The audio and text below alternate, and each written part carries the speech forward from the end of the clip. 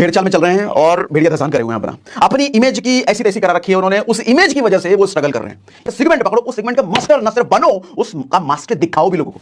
Social media पर लोगों को पता होना चाहिए आदमी अच्छी चीज का एक्सपर्ट है भैया।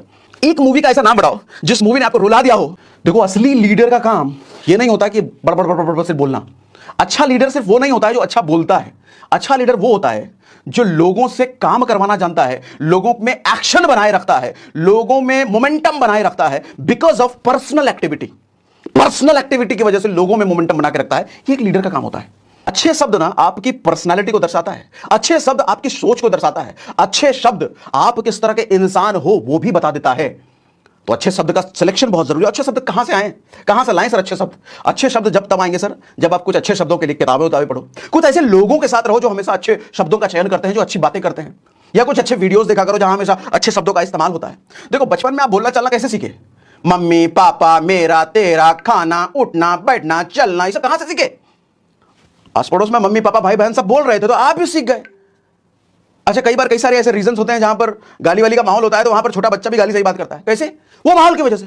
तो आप ऐसा माहौल क्रिएट करो सर, ऐसे लोगों से बातचीत किया करो जो अच्छे शब्दों का चयन करते हैं। किताबें पढ़ो, अगर लोग नहीं मिल रहा तो किताबों में तो भैया शब्द ही शब्द की आदत डालो। हर रोज 10 मिनट 15 मिनट, साल भर में पता चलेगा इतने अच्छे अच्छे शब्द आपके मुंह से निकलते हैं कि मानो गुलाब की पंखुड़ी आपके मुंह से गिरते हैं। आदमी इंप्रेस हो जाए, अरे बाप रे बाप क्या आदमी है, इसकी बातें सुन के मजा आ जाता है। कुछ भी कहो, अच्छे शब्दों का चयन, इफेक्टिव वर्ड बहुत जरूरी है जी। अधिकतर लोग आज के टाइम में भेड़चाल में चल रहे हैं और भेड़िया धसान करे हुए हैं अपनी इमेज की ऐसी तैसी करा रखी है उन्होंने। उस इमेज की वजह से वो स्ट्रगल कर रहे हैं। इमेज की वजह से ध्यान से समझिए इस पॉइंट को। जनरल फिजिशियन, डॉक्टर जो होता है, सर्दी खांसी बुखार, जो ऊपर से लेकर पैर की, सर के इधर से लेकर के पैर के उस उंगली तक सब देखता है, सर उसकी ज्यादा वैल्यू होती है या स्पेशलिस्ट की ज्यादा वैल्यू होती है? जनरल फिजिशियन की वैल्यू ज्यादा होती है या स्पेशलिस्ट की ज्यादा वैल्यू होती है? जो सिर्फ हड्डी का ही डॉक्टर होता है उसकी ज्यादा वैल्यू, या फिर कोई दिल का ही डॉक्टर है, या कोई आंखों का ही स्पेशलिस्ट है, मास्टर है आंखों में, या कोई किसी भी ऑर्गन का पता चले किडनी का ही स्पेशलिस्ट है, किसकी ज्यादा वैल्यू होती है? सर, जब आप ये बात समझ पा रहे हो कि स्पेशलिस्ट की ज्यादा वैल्यू होती है, आप इस धंधे में स्पेशलिस्ट बनने की कोशिश क्यों नहीं करते? अपनी इमेज स्पेशलिस्ट वाली क्रिएट करने की कोशिश क्यों नहीं करते? अच्छा, ये कैसे होगा? आप जिस भी प्रोडक्ट पर काम कर रहे हो उस प्रोडक्ट का एक्सपर्ट शो करना शुरू करो। अपने प्रोफाइल में भी, फेसबुक पे या कोई विजिटिंग कार्ड या किसी को इंट्रोडक्शन भी देते हो ना, तो ये मत बोलो कि मैं इस कंपनी का ऐसा ऐसा डिस्ट्रीब्यूटर ये काम। वेट मैनेजमेंट एक्सपर्ट हूं मैं, लोगों का वेट मैनेज कराने में हेल्प करता हूं। That's all. अरे माय गॉड, अगर उसका खुद का वेट का चैलेंज होगा तो वो इंप्रेस हो जाएगा आपसे, सवाल पूछने लग जाएगा, और वो अगर किसी को जानता होगा तो एक्सपर्ट। देखो, इस चक्कर में मत रहो कि मैं पूरी दुनिया को अपना कस्टमर बना लूंगा। ना ना ना ना। किडनी का स्पेशलिस्ट का पेशेंट कौन? सिर्फ किडनी वाला ही ना, दिल वाला उसका पेशेंट नहीं, आंख वाला उसका पेशेंट नहीं, दिल वाला दिमाग वाला उसका पेशेंट नहीं, सिर्फ किडनी वाला पेशेंट। लेकिन सिर्फ किडनी वाले से वो इतना कमा लेता है जो फिजिशियन जो सर से लेकर पांव तक देखता है उससे कहीं ज्यादा कमाता है, सिर्फ किडनी को लेकर के, क्योंकि वो मास्टर है। ऐसा समझो, आयुर्वेदा एक्सपर्ट, ये एक्सपर्ट, वो एक्सपर्ट। अपने एक प्रोडक्ट या 2-4 प्रोडक्ट या एक सेगमेंट पकड़ो, उस सेगमेंट के मास्टर न सिर्फ बनो, उसका मास्टर दिखाओ भी लोगों को। सोशल मीडिया पर लोगों को पता होना चाहिए आदमी अच्छा इस चीज का एक्सपर्ट है भैया। आसपास के लोगों को पता होना चाहिए आदमी इस चीज का एक्सपर्ट, ये काम करता है। किसी कंपनी का डिस्ट्रीब्यूटर नहीं, अपने आप को उस एक्सपर्ट की तरह शो करो। सर, सोसाइटी में इज्जत भी ज्यादा मिलेगी, सेल भी ज्यादा कर पाओगे, क्योंकि महारत है ना। मास्टर्स की फिक्र, मास्टर्स की पूछ आज के टाइम में। खिचड़ी को नहीं पूछता, खिचड़ी में दाल भात चावल सब मिला दो ना, खिचड़ी का नहीं, एक्सपर्ट। सचिन तेंदुलकर फुटबॉल भी खेलता है, क्रिकेट भी खेलता है, हॉकी भी खेलता है, ऐसा है क्या? सचिन तेंदुलकर क्या कहते हो? स्पोर्ट्समैन कहते हो क्या? Sachin Tendulkar, who is Sachin Tendulkar? क्या कहोगे? स्पोर्ट्समैन ऐसा कहोगे ना? Who is Sachin Tendulkar? A cricketer ऐसा बोलते हैं। Who is Ronaldo? A sportsman ऐसा बोलते हैं कि ना ना, master footballer. Who is Modi? Politics. Who is Sonu Nigam? Who is Arijit Singh? A singer. Arijit Singh को पूछे कौन है अरिजीत सिंह? आर्टिस्ट है, असल में है तो वो आर्टिस्ट, लेकिन कितने लोग बोलेंगे कि वो आर्टिस्ट है? सर, सब बोलेंगे वो सिंगर है। आर्टिस्ट में भी बहुत सारी कैटेगरी है, आर्टिस्ट डांस करने वाला, एक्ट करने वाला, सिंग करने वाला, वो सिंगर है। रिलेट कर पा रहे हो मेरी बातों से? कितनी बड़ी कमी है, कितना बड़ा दिक्कत, कितना गड़बड़ काम हम कर रहे हैं। अपने आप को जनरल फिजिशियन बना रखा है हमने, जनरल फिजिशियन ना है, स्पेशलिस्ट। वैल्यू बढ़ जाएगी, ज्यादा कमाओगे। साबुन तेल मंजन वाले नहीं, इस चीज के एक्सपर्ट हैं। ये इमेज आपकी खुद की भी होनी चाहिए, इतना गहन अध्ययन उस चीज पर होना चाहिए, और मार्केट में भी, आस पड़ोस में भी, सोशल मीडिया पर भी ये आपकी इमेज होनी चाहिए लोगों में। समझ गए? रेज इमोशन, समझने की कोशिश करना, ये बड़ा इंपॉर्टेंट पॉइंट है ये भी। सर, कोई ऐसी मूवी आप देखते होगे जिस मूवी ने आपको रुला दिया, एक मूवी का ऐसा नाम बताओ जिस मूवी ने आपको रुला दिया हो और वो मूवी सुपर हिट नहीं हुई है। एक ऐसी मूवी का नाम बता दो। एक, अरे एक कह रहा हूं, शायद हजारों मूवी देखी होगी आपने, सैकड़ों मूवी देखी होगी बचपन से अब तक। एक ऐसी मूवी का नाम बता दो जिसने आपको रुला दिया हो, जिसने लोगों को रुला दिया हो, लोग आंसू पोंछ रहे हैं सिनेमा हॉल में ऐसा करके, और वो मूवी सुपर हिट ना हुई हो। नहीं मिलेगा, नहीं मिलेगा। मैं कहना क्या चाह रहा हूं, इंसान का इमोशन जिस आदमी ने या जिस एक्टिविटी ने या जिस फिल्म ने जगा दिया ना सर, वो चीज फ्लॉप हो ही नहीं सकती कभी। आज कुछ ब्रांड के एग्जांपल देता हूं। जोमैटो का ऐड आपने देखा? अच्छा, ऐड टीवी वाले ऐड की बात नहीं कर रहा। जोमैटो की मार्केटिंग स्ट्रेटजी बड़ी मस्त लगती है मुझे, जबरदस्त, अल्टीमेट। जोमैटो कैसा भी बिजनेस चल रहा हो, लेकिन मार्केटिंग का मैं फैन हूं उसका। अक्सर आए दिन सोशल मीडिया पर आपको जोमैटो के लोगों के अजीबोगरीब फोटोज आपको दिखेंगे। कभी दिखेगा आपको कोई औरत है अपने बच्चे को पीठ पे बांध करके जोमैटो का टी शर्ट पहन के स्कूटी चला करके डिलीवरी करने जा रही है। अब ऐसा फोटो देख करके आपको क्या फीलिंग है? ओह माय गॉड, कितना, मतलब उस लेडी के लिए इमोशनल फील करोगे आप। उस फोटो को आप शेयर करोगे, शेयर करने से रोक नहीं पाओगे अपने आप को। अपना व्हाट्सएप स्टेटस लगा दोगे, फेसबुक पे शेयर कर दोगे। सर, उस लेडी के इमोशन, लेडी से इमोशनल कनेक्शन की वजह से आपने शेयर किया, लेकिन कौन प्रमोट हुआ मालूम? जोमैटो प्रमोट हुआ, हर जगह नाम पहुंचा जोमैटो का।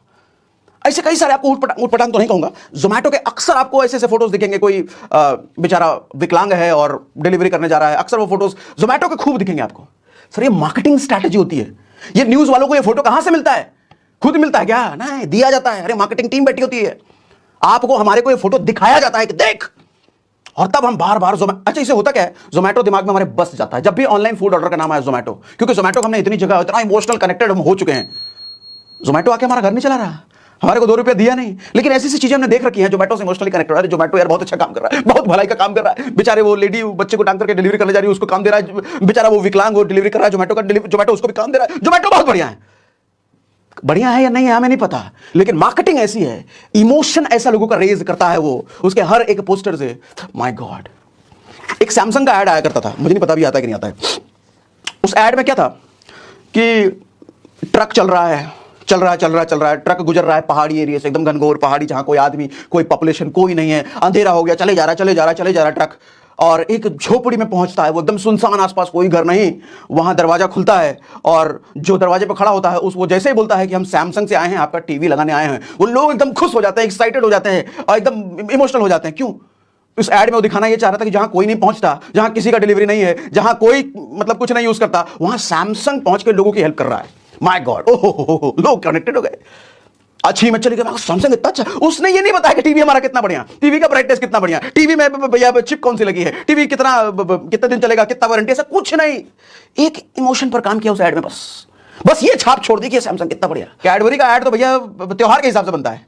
रक्षाबंधन का अगर ऐड है तो भैया वो भाई बहन दोनों, कुछ नहीं मिल रहा या सबसे बेस्ट गिफ्ट भाई लेके आया है कैडबरी, कुछ बढ़िया बढ़िया ऐड बनाते हो।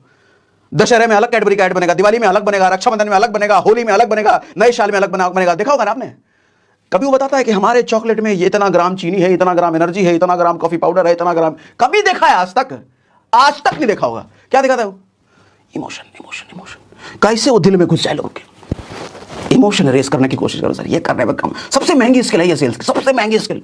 जो ये करना सीख गया, दुनिया उसके कदमों में नहीं है, दुनिया उसके कदमों के नीचे है, ये समझ लो। जो ये सीख गया, ये कोई भी स्किल तो प्रैक्टिस से आती है। इस चीज की प्रैक्टिस करो, इस चीज को ध्यान में रखो, इस चीज के लिए अवेयर रहो। ये स्किल प्रैक्टिस करनी है हमें, ठीक है? हर रोज हम कुछ ना कुछ गलतियां करते हैं ना, उस गलतियों का हिसाब हमें किसको देना है? बॉस तो कोई है नहीं। सर, खुद ही को बॉस बना लो ना। रात को सोने से पहले अपने से हिसाब मांगो ना, इतना काम किया, बता जरा। नौकरी में कैसा होता है? हिसाब मांगा जाता है ना, बॉस हिसाब मांगता है, और हिसाब देना है हमें, इस डर से हम परफॉर्म करते हैं, अच्छा काम करते हैं। हमारे बिजनेस में कोई बॉस तो है नहीं, बॉस खुद को बनाओ। रात को सोने से पहले हिसाब मांगना है, अपने आप से हिसाब मांगना है, क्या किया पूरे दिन। एनालिसिस खुद के नहीं कर रहे तो फिर अंधकार में हो। और जिस चीज के सर एनालिसिस आप नहीं कर सकते, उसको कभी आप सुधार भी नहीं सकते। जिस चीज को आप मेजर नहीं कर सकते, उस चीज को कभी इंप्रूव नहीं कर सकते। जिस चीज को आप मेजर कभी नहीं कर सकते, उस चीज को कभी इंप्रूव ही नहीं कर सकते। और इंप्रूव वही चीज होती है जिस चीज का आप मेजरमेंट करते हो। मेजर करो ना डेली का परफॉर्मेंस। सर, मेरे 5 साल का गोल ये है, 10 साल का, कभी अचीव नहीं होगा तुम्हारा वो गोल, कभी नहीं होगा। 1 साल का मेरा गोल है, कभी नहीं होगा।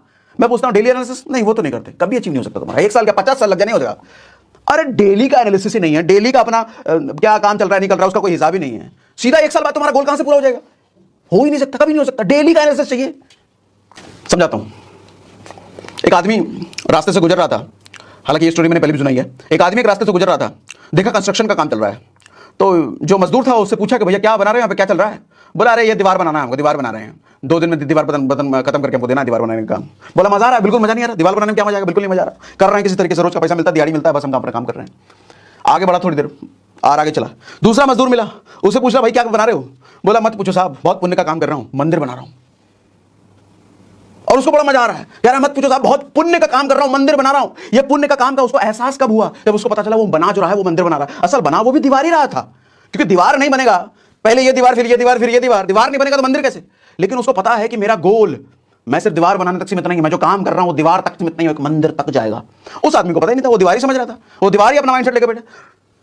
जब तक दूर की पिक्चर आपको क्लियर नहीं है कि आप ये काम कर क्यों रहे हो, 1 साल बाद क्या हासिल होगा, 5 साल बाद क्या हासिल होगा, अपने परिवार को कौन सी खुशियां आप दे सकते हो, कौन सा लक्ष्य आप पा सकते हो, तब तक आप फ्रस्ट्रेट होते रहोगे। जैसे वो दीवार बनाने वाला फ्रस्ट्रेट था ना, बना वो भी मंदिर रहा था, लेकिन वो चूंकि मान ये रहा था कि दीवार बना रहा, वो फ्रस्ट्रेट था, वो दुखी था। लेकिन दूसरा जो मंदिर बना रहा था, बना वो भी दीवार रहा था, लेकिन वो मंदिर बनाने की सोच के साथ कर रहा था, यार बड़ा पुण्य का काम कर रहा हूं मैं। तो समझा आपने दोस्तों, सागर सर कैसे हमें समझाना चाहते हैं कि जिस व्यक्ति ने अपने काम से, अपने एटीट्यूड से सामने वाले के मन में छाप छोड़ दी, तो ऐसा हो ही नहीं सकता कि उसे कभी फेलियर देखना पड़े। इसलिए जो भी आप काम कर रहे हो उसमें मेहनत और लगन के साथ ही अपने उस काम के लिए ऐसे माहिर और ऐसे एक्सपर्ट बन जाओ कि सामने वाले को ये एहसास हो जाए कि इससे बेहतर तो कोई हो ही नहीं सकता।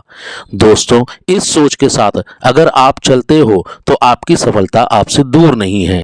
दोस्तों, आज की वीडियो के माध्यम से सागर सर के विचार अगर आपको पसंद आए हों और आप भी सागर सिन्हा सर के फैन हो तो वीडियो को लाइक करना और चैनल को सब्सक्राइब करना ना भूलें।